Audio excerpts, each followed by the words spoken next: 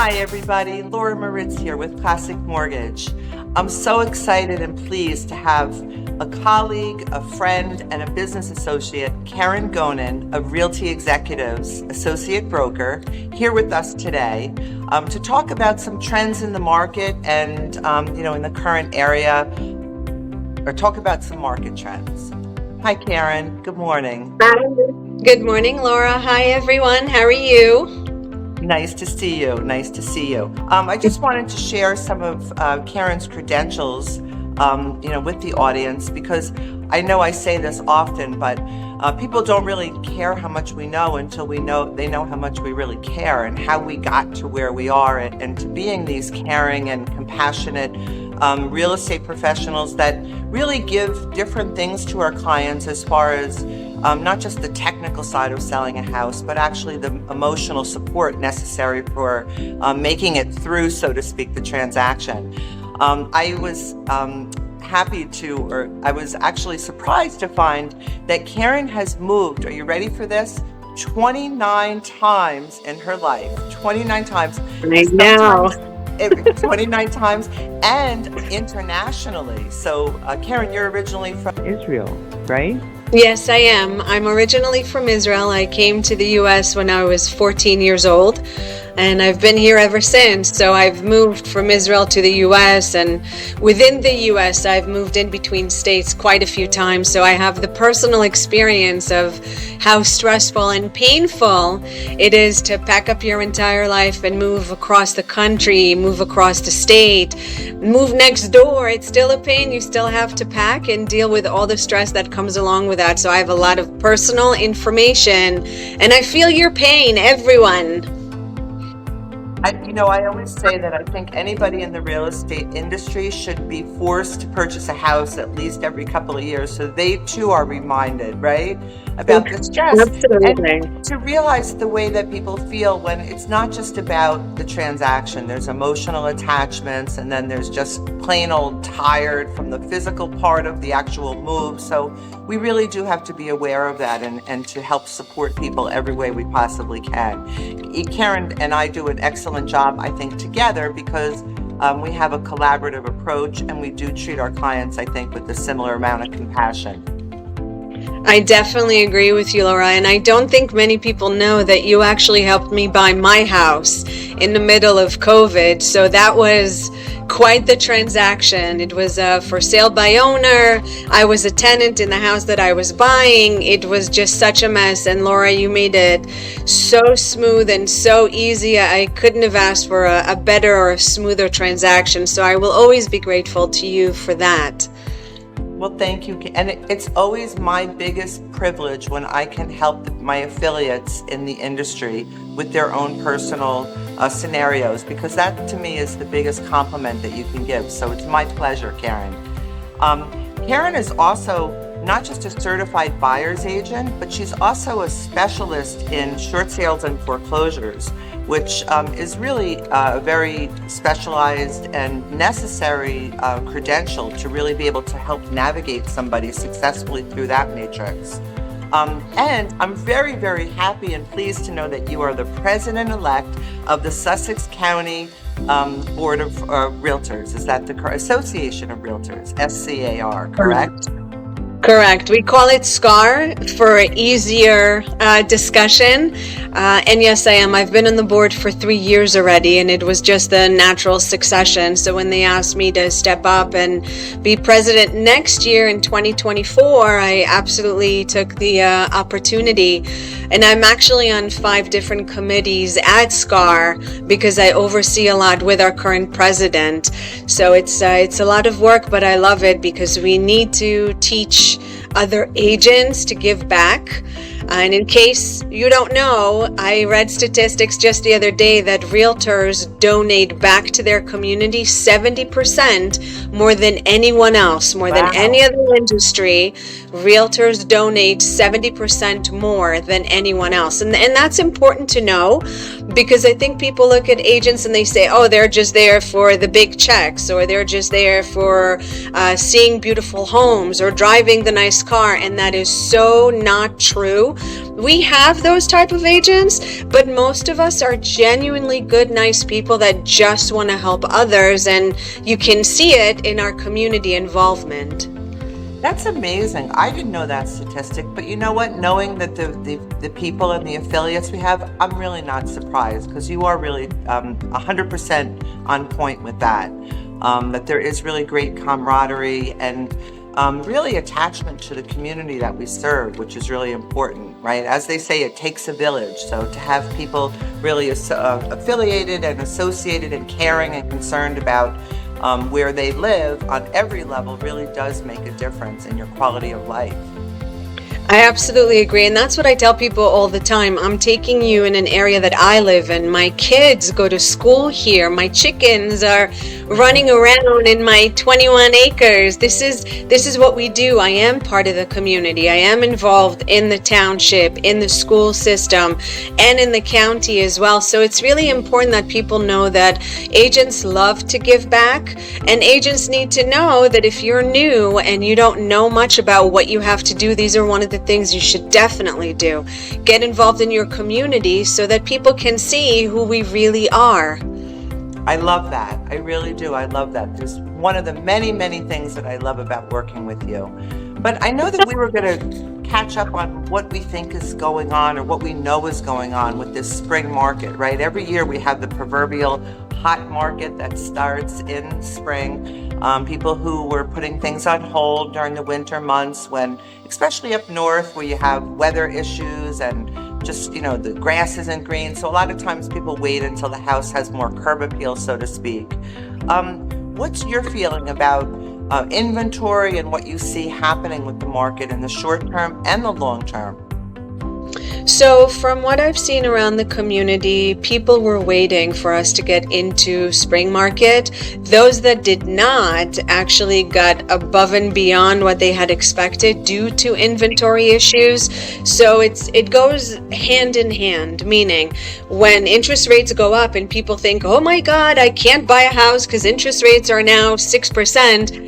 You don't think about the fact that your car payment is probably a lot more than that, like 13%, and credit cards are even worse. Some people's credit cards are at $24.99. We're nowhere near that, and when you buy a house, it retains its value, and historically speaking, houses have only been appreciating, not depreciating. So when you buy a house, you may be paying more on the interest side right now than you would 2 years ago, but that value stays in your home, and that's less than you pay on your car loan and less than you pay on your credit cards. So it's important that people put those things in perspective.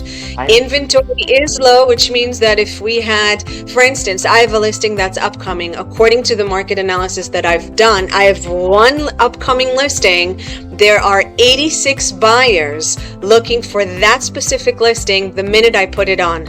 I only need one buyer, but there will be 86 people competing for that house.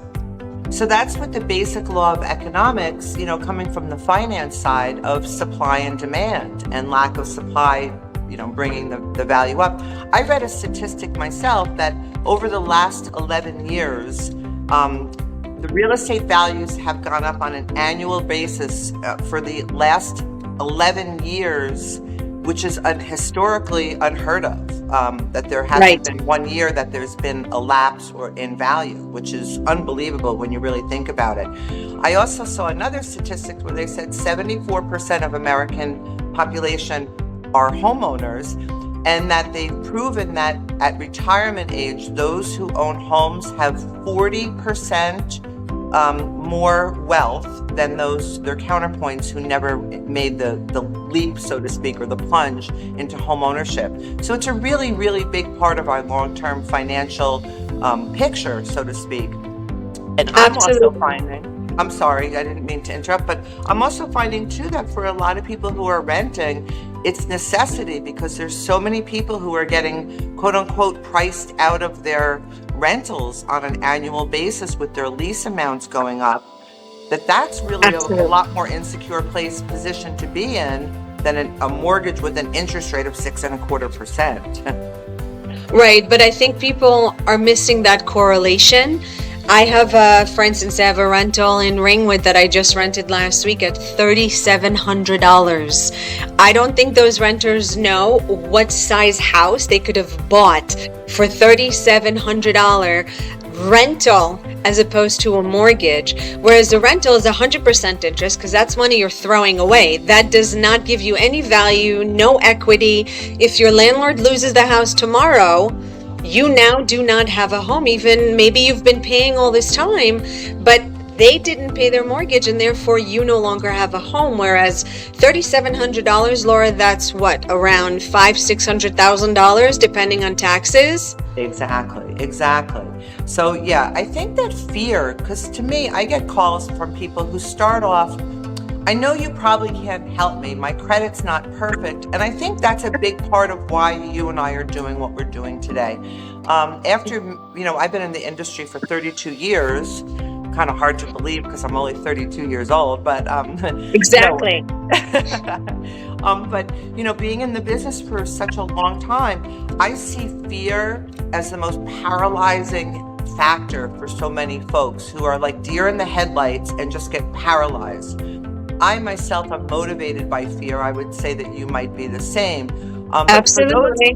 But for those that are paralyzed by fear, I feel like I have a responsibility to share information so we could change that fearful energy into excited energy, which is kind of a fine line, bridged by communication. Fear, right, and excitement, bridged by communication. So that's what this is all about, right? And to say, Definitely. you don't have to have perfect credit. You don't have to have 20% down. You don't have to have everything lined up perfectly. You just have to take the leap of faith and to have good resources who are going to take the time and get you onto the path where you can in fact become a homeowner in the next 3 months or 6 months or 6 weeks for that matter. Right. I think that's really important, Laura. For instance, on Instagram, our hashtag is teaching agents, literally hashtag teaching agent or teaching agents, because so many agents don't educate their buyers or their sellers in regards to the market, in regards to market trends, in regards to interest rates, to finances. And that's where you and I excel, because we like to teach our buyers and sellers, this is what's going on. This is what we should do. We need to strategize about our offer, that if we are buyer's agent, about our offer, what's going to make the sellers choose us over someone else. Do we waive certain things? So during COVID, we waived a lot of stuff because everybody needed a house and they needed it right away. And that was just a totally insane market. But now it's about inventory. Now a seller has, for instance, I had a listing in Secaucus, 89 offers later, because that's how many we had, we chose a cash offer.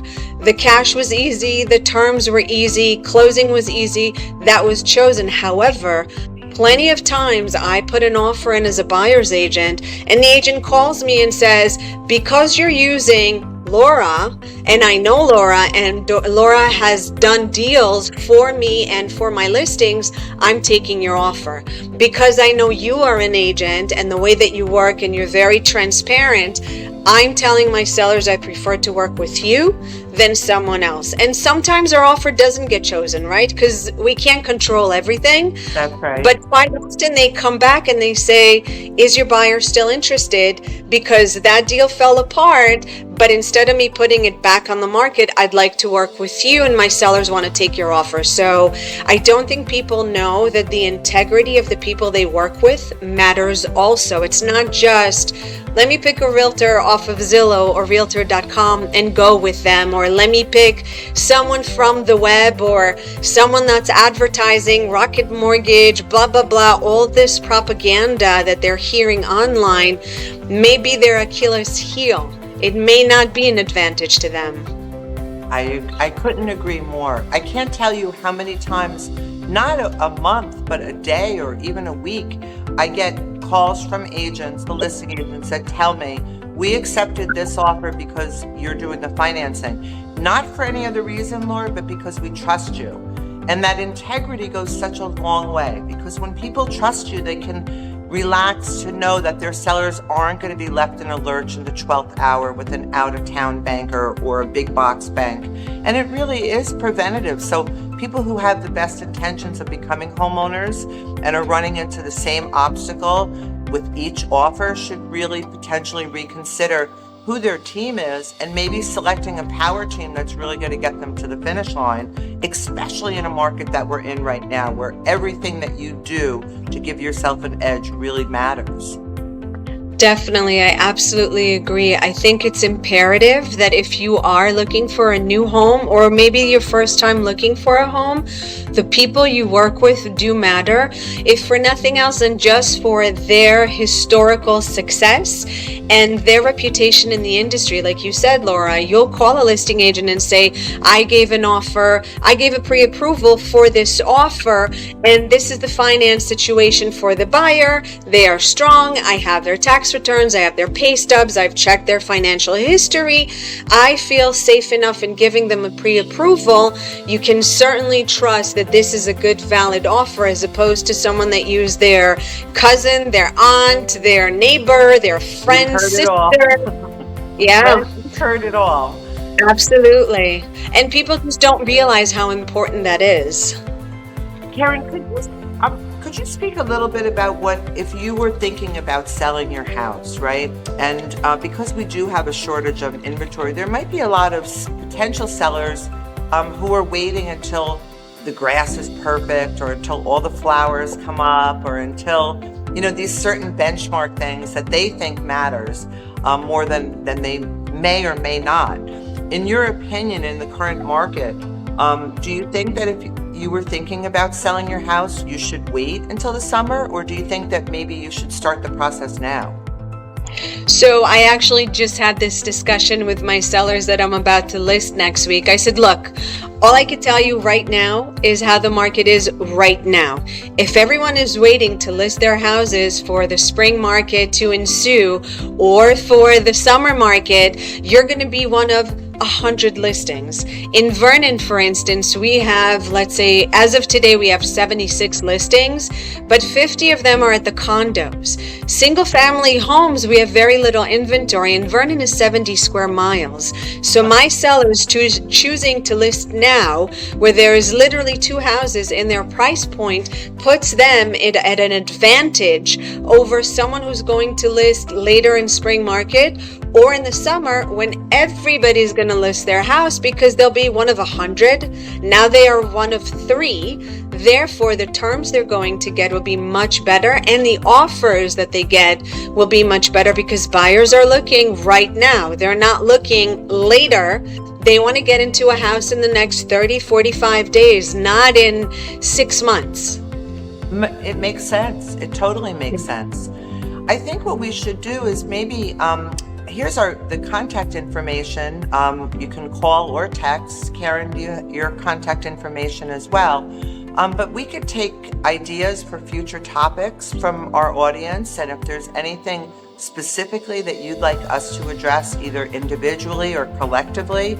Keren and I do have a very great collaborative relationship, but also sometimes, because of privacy and things with finance, we're also very, transparent, but we're also available on an individual basis. But I'd like to keep this going because, as we said earlier, the bridge between fear and excitement is communication. So I'd like to continue to provide information and communicate this factual information so people can make better decisions.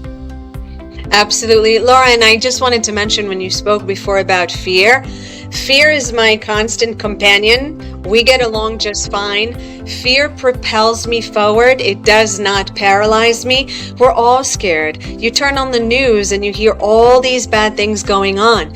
You don't hear about all the good things that are going on. So fear is everywhere around us. It is our choice to let it set in, to take a space in our heart, or to say, okay, it's okay to be afraid. You're on the side. You're not going to scare me out of doing what I need to do. I'm going to have faith that God, the universe, whatever entity you believe in, knows what's best for me. I'm going to take that leap of faith, and I'm going to take this group of professionals, these team of professionals, that this is all they do.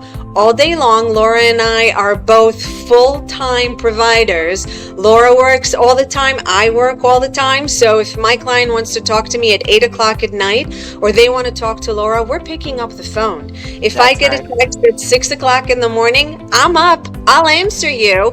I won't start the conversation at 6 a.m., but if a client reaches out to me, I certainly respond. I actually had a client text me this morning, one of my sellers, at 6:30, and immediately after he apologized, and I said, I'm up. Don't even worry about it. Let's talk. And having that comfort of having someone that does only this full time, it cannot be measured in gold.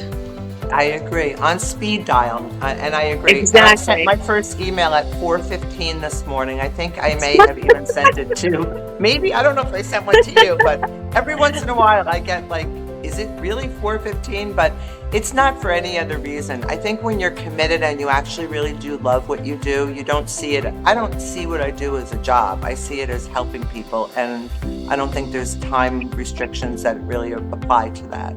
So thank you, Keren. I'm so grateful that we were able to spend time together, and I'm sure our audience is grateful as well.